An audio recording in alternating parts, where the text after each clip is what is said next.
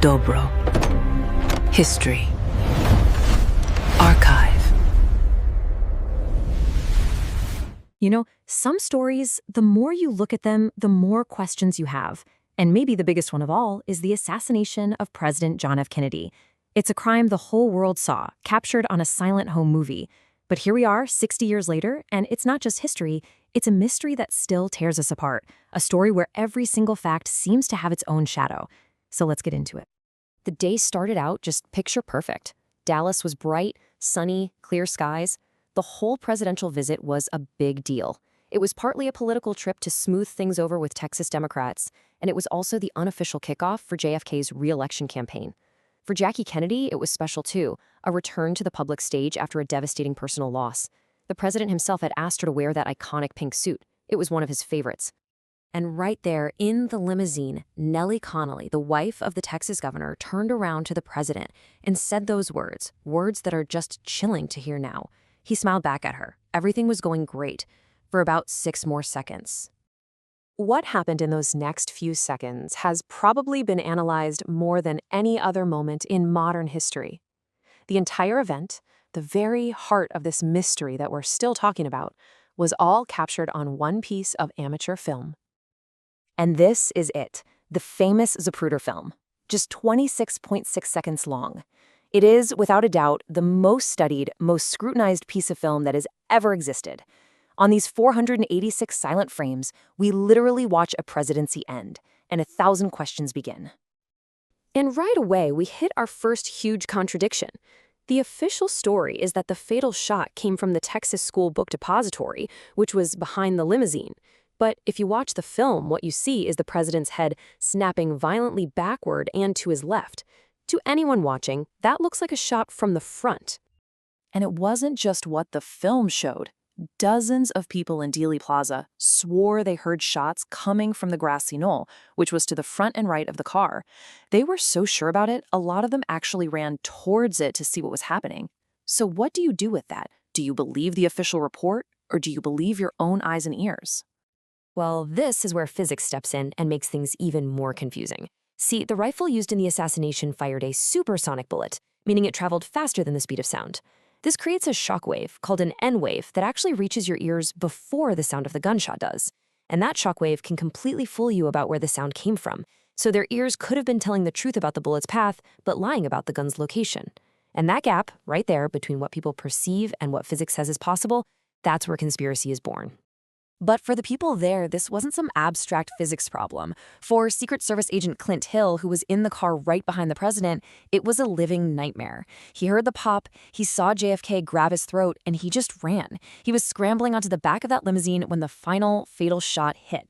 He saw everything. He even saw Jackie in that beautiful pink suit crawling onto the trunk of the car, trying to retrieve a piece of her husband's skull. His testimony just grounds all of this cold, hard science in an absolutely unbearable human tragedy.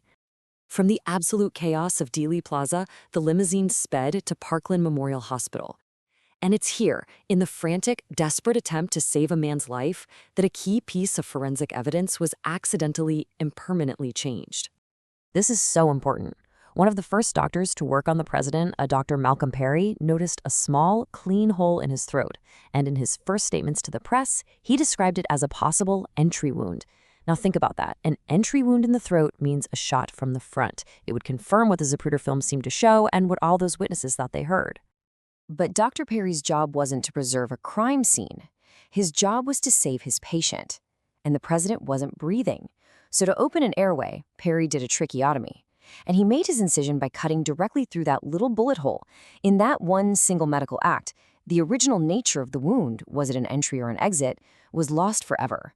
By the time autopsy doctors in Washington saw the body, the wound they needed to examine was gone. So while the doctors at Parkland were fighting this losing battle, a massive manhunt was already closing in on a suspect. But just as fast as they found him, the one person who could give the world some real answers was about to be silenced for good. The speed of it all is just incredible. They find a rifle and a sniper's nest up on the 6th floor of the book depository.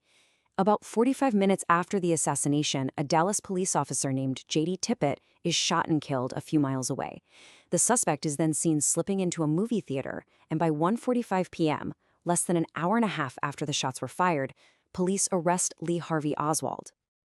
As he's being paraded through the police station, surrounded by a chaotic mob of reporters, Oswald shouts out the words that would basically become the founding scripture for every conspiracy theory to follow.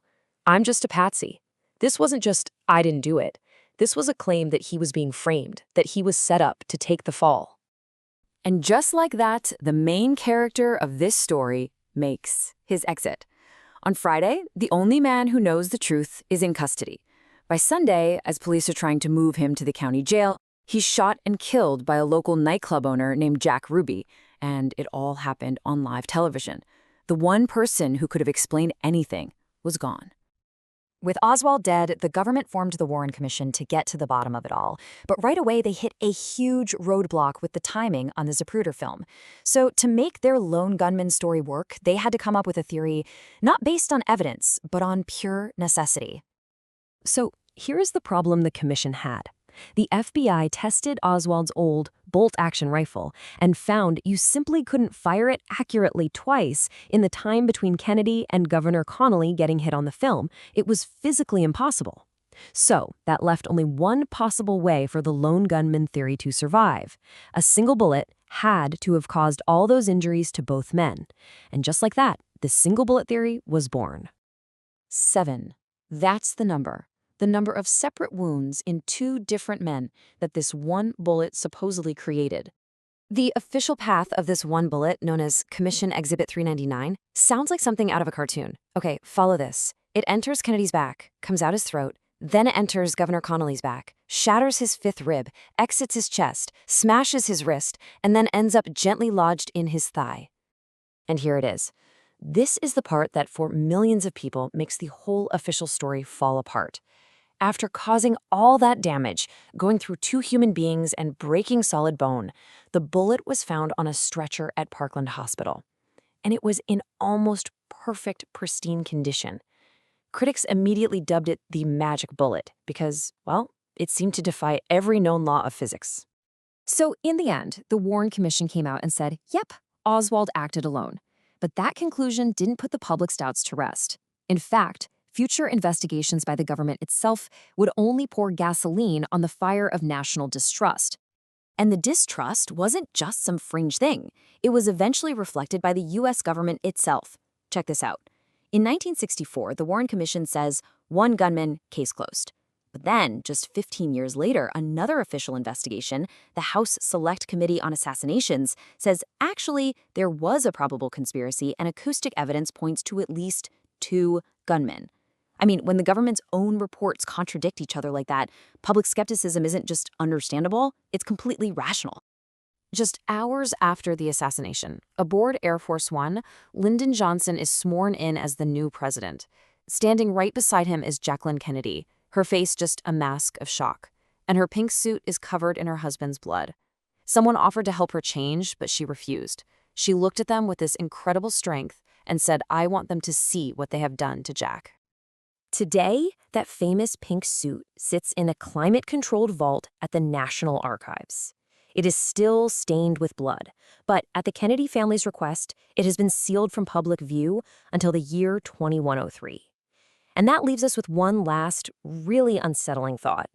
The single, most powerful, most visceral, most truthful piece of evidence from that entire day remains hidden, just like the full story itself.